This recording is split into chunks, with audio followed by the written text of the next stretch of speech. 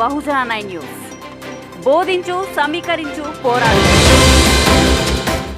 ఎందుకన్నా ఇది మతం పట్టుకుని ఊలాడుతున్నావు? వేరే మార్గం లేదా? పొలిటికల్ గా మార్చు, లేకపోతే రాజకీయంగా చైతన్యం. ఎట్లా రాజకీయంగా చైతన్యం అవుతుంది? ఏ విధంగా చైతన్యం అవుతుంది?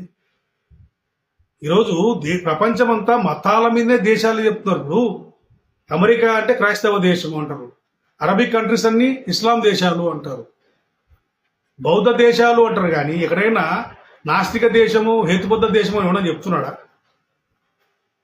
మొత్తము అన్నిటికీ మూలము విశ్వాసం మీదనే దర్శిస్తుంది. మనం మార్పు, సాంస్కృతిక విప్లవం తీసుకురావాల్సింది ఫస్ట్ ఇదే. రాజకీయంగా చేస్తే రాజకీయంగా మనం ఏం చేయలేం. అందరినీ కలుపుకుంటున్నాను. నేను ఒక ఎమ్మెల్యే గెలవాలి ఫర్ సపోజ్, కులాలను అమెరికాకి సప్లై చేస్తే వాటిని అమెరికా నిషేధించింది. అక్కడ తంతరు కూడా. అయితే ఇప్పుడు నేను మా రాజకీయ నాయకులు, మన వాళ్ళు బహుజన నాయకులు చాలా ఎంత చెప్పినా కూడా ఇంకా మార్పు రాకుండా, ఇంకా రాజకీయం అంట పార్టీలు, కొత్త కొత్త పార్టీలు పట్టుకొని 1000 ఓట్లు రావు వీళ్ళకి, నేను రాజకీయం చేస్తానని పరిగెడుతుంటారు. అదే శ్రమ, అదే కష్టము ఇప్పుడు మనం చేసే సాంస్కృతిక విప్లవంలో కష్టపెడితే చాలా మందిని బౌద్ధం వైపుగా, అంటే జ్ఞానం వైపు, నాట్ ఓన్లీ బౌద్ధం, జ్ఞానం వైపు వెళ్ళి ప్రపంచానితో పోటీ పడడానికి అవకాశం ఉంది. సరే, నేను ఒక ఎమ్మెల్యేగా నేను పోటీ చేస్తే నాకు వచ్చిన ఓట్లు ఎంత? 200 కూడా రాలే. నేను పోటీ చేస్తాను. సరే, పార్టీలు పెట్టే వాళ్ళకి ఏం చెప్తాను? ఎట్లా నువ్వు ప్రజల్లోకి వెళ్ళిపోతావు? ప్రజల్లోకి మనకు వెళ్ళిపోవాలంటే అన్ని సామాజిక వర్గాలకి నీకు ఓట్లు వేస్తేనే నువ్వు ఎమ్మెల్యే అవుతావు.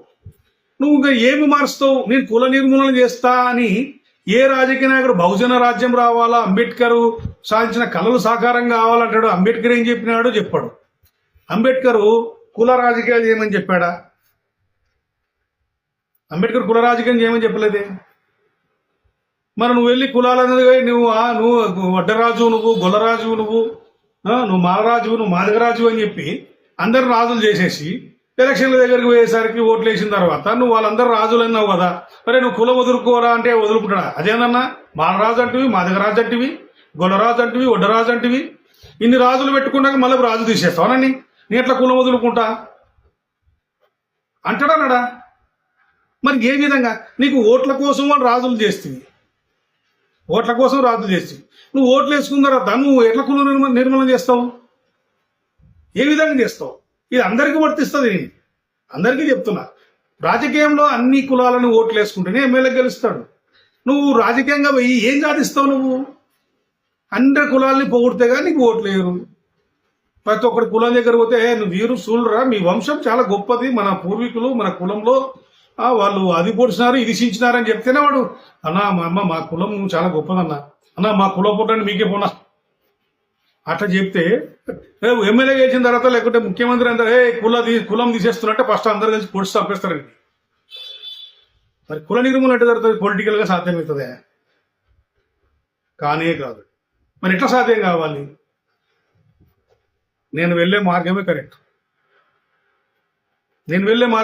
ఎప్పుడైతే ఈ యొక్క ఛాందసవాదాన్ని నశింపజేస్తే, ఈ యొక్క వర్ణ వివక్షని, కుల వివక్షని ఎప్పుడైతే సంపేసినామో, ఒక జ్ఞానం మార్గం వైపు మనం అడుగులు వేసినామో, అప్పుడే ఈ దేశం బాగుపడుతుంది. అప్పుడే రాజకీయ చైతన్యం మారుతుంది. రండి, రాజకీయాలు చేసుకోండి.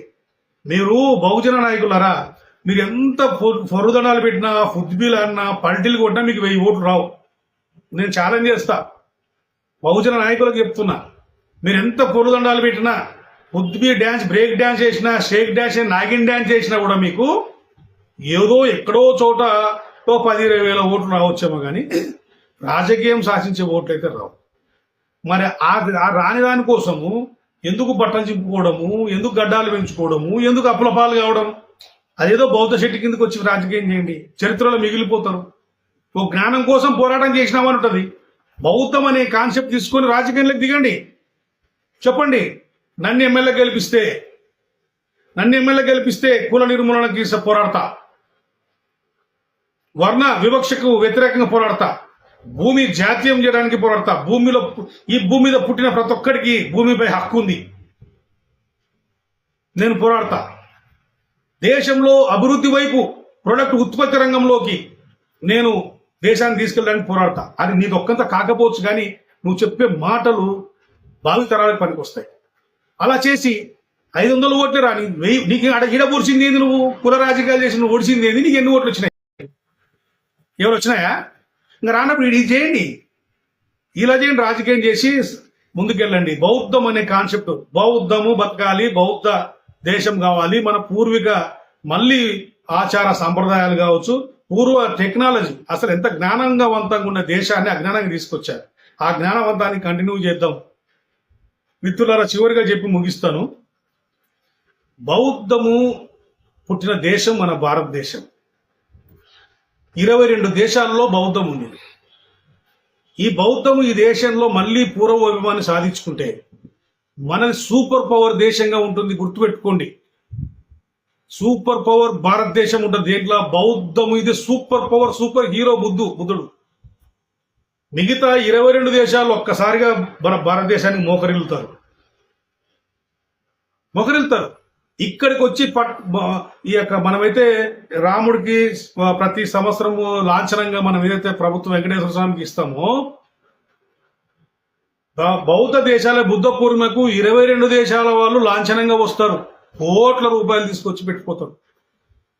22 దేశాలు మన దేశాన్ని బతికించుకుంటాయి.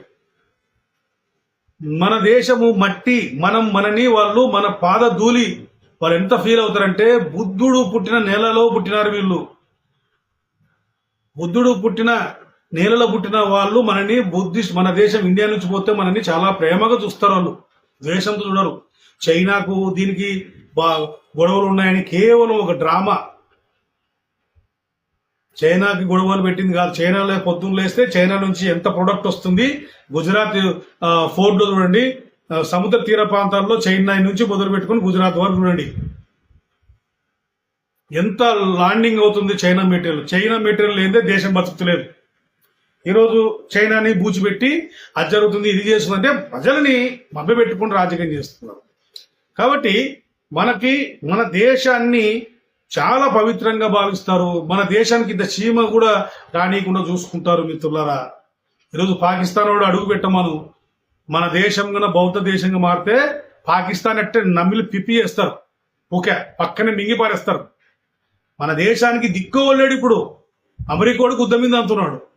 రష్యా వాడికి ఏమి అవసరము? ఎప్పుడు మనం వెంట పడుతున్నాం అని వెంట మనకి రష్యా వాడితో. పాకిస్తాన్ పక్కన కూర్చున్నాడు, బంగ్లాదేశుడు మన పక్కనే కూర్చున్నాడు. ఎప్పుడెప్పుడు అవకాశం వస్తాయని చూసుకుంటా ఆ పక్కోడు ఈ పక్కోడు కూర్చున్నాడు బలం పట్టుకొని. మరి ఎవటి పక్క పోవాలి మనం? అన్ని మతాల దగ్గర పోతావా? ఎవడైనా బౌద్ధుడు మన దేశంలో ఉన్న విశ్వాసాన్ని వేరే దేశాల్లో డెవలప్ అయిపోతున్నా అక్కడ పోకుండా అమెరికా క్రైస్తవ మతం, ఇక్కడ రష్యా క్రైస్తవము, లేకుంటే ఇంకో మతం, వేరే విశ్వాసాలకి అంటే మనకు సంబంధం లేని విశ్వాసాల దగ్గర పోయి మనం నిలబడితే వాడు ఎందుకు నీకు సపోర్ట్ చేస్తాడు? ఎప్పుడోసారి అవకాశం తొప్పేస్తాడు వాడు. అదే నువ్వు బౌద్ధ దేశాలని ఫాలో అయి బౌద్ధంలో ఉంటే, నువ్వు పుట్టినది బౌద్ధాన్ని వాళ్ళు దేవునిగా ల్యాండ్ ఆఫ్ బుద్ధగా కొలుస్తున్నారు వాళ్ళు. అసలు మన ఈగ కూడా వాళ్ళని ఇయ్యరు. అది మీరు తెలుసుకోవాల్సిన అవసరం ఉంది. బహుజన బిడ్డలారా, రాజకీయాలు చేసే మేధావులారా, 1000 ఓట్లు రావు. ఆ 1000 ఓట్లు బౌద్ధ పరంగా తెప్పించుకోండి. మెల్లిమెల్లిగా మార్పు ఒక్క పూటగా రాదు. నువ్వు ఇప్పుడు పార్టీ పెట్టేటప్పుడు వెంటనే సీఎం అవుతావా? నువ్వు ఎమ్మెల్యేవి కాలేవు. ఎమ్మెల్యేవి కాలేవు, ఇక సీఎం అవుతావు. ముందు ఆ ఎమ్మెల్యేకి వచ్చి 1000 ఓట్లన్నా కనీసం బౌద్ధం పక్క నిలబడి ఓట్లు వేయించుకుంటే నీకు విలువ ఉంటుంది. నువ్వు గెలిచినా ఓడినా నీ చరిత్రలో పేరు నిలబడుతుంది. వీధికొకడు పార్టీ, గల్లికొకడు పార్టీ, ఎవడు ఎంబడ రాజ్యం వేలేద్దామని ఎట్లా వేలేస్తావు? నీ సిద్ధాంతం ఏంది? బహుజన సిద్ధాంతం ఏంటిది? కుల నిర్మూలన. నువ్వు చేసే రాజకీయం ఏంది? కులాల మీద ఓట్లు అడుపుకోవడం. మార్చండి.